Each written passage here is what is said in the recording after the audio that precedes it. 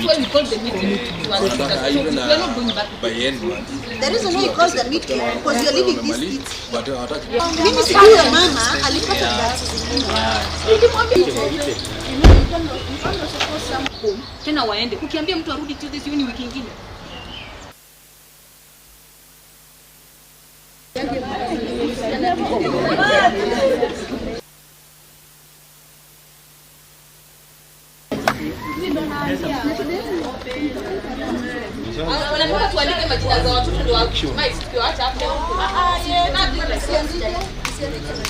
Mimi nilikuja na mtoto na fea kutoka Mombasa.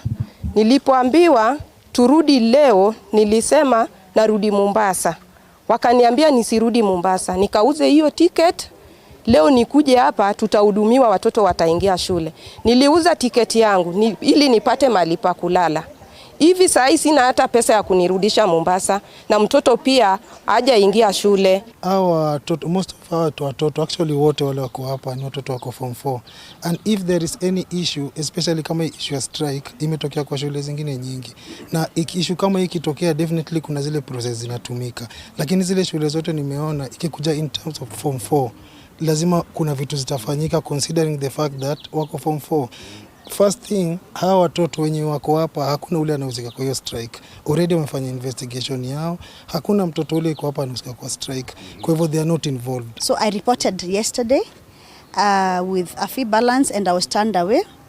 And so I decided to go and bring my daughter today. And that is what the directive was, that I go bring my daughter today, having cleared. I have zero balance. I've been here the longest.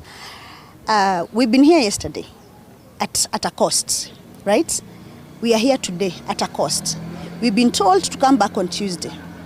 So the question is, why should parents feel victimized? Like we are being punished. We didn't strike.